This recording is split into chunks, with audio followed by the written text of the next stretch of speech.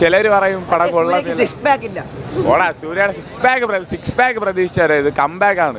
കാരണം ഫൈറ്റ് സീനാണ്, ആ ഒരു രക്ഷയില്ല. സൂര്യയുടെ ഏറ്റവും വലിയ കംബാക്കാണ് ഇത്. സിനിമ 500 കോടി അടിക്കും. ഇവ തമിഴ്നാട്ടുകാരനാണ്, 2500 കോടി.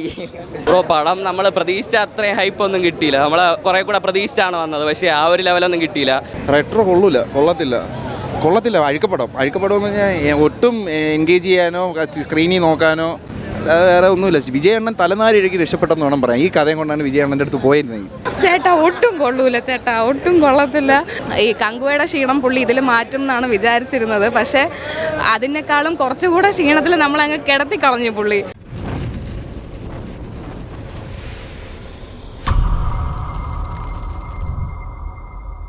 ചേട്ടാ അതായത് സിനിമ എന്ന് പറയുന്നത് അടിപൊളി സിനിമയാണ്. പക്ഷേ ഈ ചിലർ പറയും പടം കൊള്ളത്തില്ല. ഓടാ സൂര്യയുടെ സിക്സ് പാക്ക് പ്രതീക്ഷിച്ചാരോ, ഇത് കംബാക്ക് ആണ്. പക്ഷേ സൂര്യയുടെ കങ്കുവ സിനിമ ഞാൻ ഫസ്റ്റ് ഷോ ഉണ്ടാണ് പേഴ്സണലി. അപ്പോൾ എനിക്ക് നല്ല രീതിയിൽ ഒരു ഡിസപ്പോയിൻറ്റഡ് ഉണ്ടായി. പക്ഷേ ഈ സിനിമ കണ്ടപ്പോൾ ആ ഒരു ഡിസപ്പോയിൻറ്റഡ് ഇല്ല. എന്നെ കാണുമ്പോൾ തന്നെ അറിഞ്ഞുകൂടെ ഞാൻ സന്തോഷത്തിലാണ്. കാരണം ഈ സിനിമ സൂര്യയുടെ ഒരു വലിയൊരു കംബാക്ക് തന്നെയാണെന്നാണ് ഞാൻ പറയുന്നത്. പിന്നെ മറ്റുള്ളവർ പറയുന്നു സിനിമ ഇഷ്ടപ്പെട്ടില്ല, പൈസ പോയെന്നൊക്കെ. അങ്ങനെ പ്രതീക്ഷിക്കരുത്. കാരണം ഓരോരുത്തർക്കും ഓരോ ടേസ്റ്റാണ്. അപ്പോൾ നിങ്ങൾക്ക് ഇഷ്ടപ്പെടും. പിന്നെ ഞാൻ സൂര്യനെ പ്രതീക്ഷിച്ചല്ല പേഴ്സണലി വന്നത്, കാർത്തിക് സുബ്രാജിനെ പ്രതീക്ഷിച്ചാണ്. അപ്പോൾ കാർത്തിക് സുബ്രാജിനെ എങ്ങനെയൊക്കെ എടുത്തു വയ്ക്കാൻ പറ്റുമോ അങ്ങനെയൊക്കെ എടുത്തു വെച്ചിട്ടുണ്ട്. സൂര്യയുടെ ഒരു കംബാക്ക് തന്നെയാണെന്ന് നമ്മൾ വരുന്ന കളക്ഷനിലൂടെ എല്ലാത്തിലൂടെ നമുക്ക് തിരിച്ചറിയാൻ പറ്റും. വേറെ ലെവൽ നടിപ്പിൻ നായകന് കംബാക്ക്. കാരണം ഫൈറ്റ് സീനാണ്, ആ ഒരു രക്ഷയില്ല. സൂര്യയുടെ ഏറ്റവും വലിയ കംബാക്കാണ് ഇത്. ആ ഹാർഡ് വർക്കും ഇതൊക്കെ സമ്മതിക്കണം. കൊള്ളാം. അത് പറ്റുന്ന രീതിയിൽ സൂര്യ ഹാർഡ് വർക്ക് ചെയ്തിട്ടുണ്ട്. സിനിമ നല്ല ഹിറ്റാവും. സിനിമ 500 കോടി അടിക്കും. ഇവ തമിഴ്നാട്ടുകാരനാണ്, 2500 കോടി.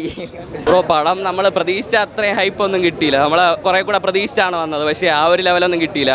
പിന്നെ കാർത്തിക് സുബ്രാജ് സൂര്യ കോംബോ നമ്മൾ ആദ്യമായിട്ടല്ലേ കാണണം. അപ്പോൾ അതൊക്കെ ഇപ്പോൾ കുറച്ചുകൂടെ പ്രതീക്ഷിച്ചായിരുന്നു. ഒരു എബോ ആവറേജ് ലെവലിൽ നിൽക്കും. നമ്മൾ ഫസ്റ്റ് തൊട്ട് ആക്ഷൻ സീക്വൻസിനൊക്കെ നല്ല പ്രാധാന്യം കൊടുത്തിട്ടുണ്ട്. ആക്ഷൻ ഉണ്ട്, ലവ് ഉണ്ട്, അതൊക്കെ വെച്ചിട്ട്. പക്ഷേ സോങ്സ് ഒരു പാട്ടിലൊരു 16 സോങ്സ് അടുപ്പിച്ചുണ്ട് പടം മൊത്തത്തിൽ.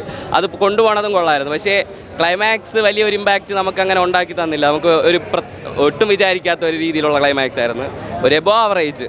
റെട്രോ കൊള്ളത്തില്ല. അഴുക്കപ്പടം എന്ന് പറഞ്ഞാൽ ഒട്ടും എൻഗേജ് ചെയ്യാനോ സ്ക്രീനിൽ നോക്കാനോ അങ്ങനെ ഒന്നിനും ഒരു ബോർ പടം പറ്റിയ. സൂര്യന് ബോറാണെന്നല്ല പറഞ്ഞത്, പടത്തിനകത്ത് കണ്ടന്റ് വൈസ് ഒന്നുമില്ല.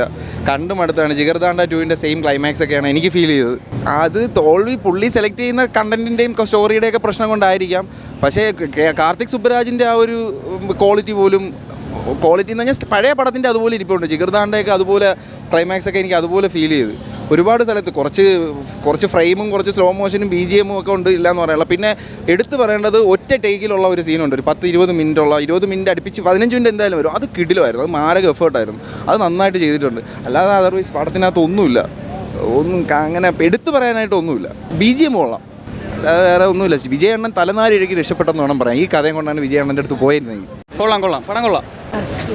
സൂര്യ അടിപൊളി, ലുക്കും എല്ലാം അടിപൊളി. ഫസ്റ്റ് ഹാഫ് നല്ല, സെക്കൻഡ് ഹാഫ് ഇച്ചിരി ലാഗാണേലും കൊള്ളാം. മൊത്തത്തിൽ നല്ലതാണ്. ഫസ്റ്റ് ഹാഫ് നല്ല മാസം ഫൈറ്റൊക്കെ ഉണ്ട്. നല്ല സീൻസും കട്ടും ഫൈറ്റ് സീൻസൊക്കെ നല്ലതാണ്.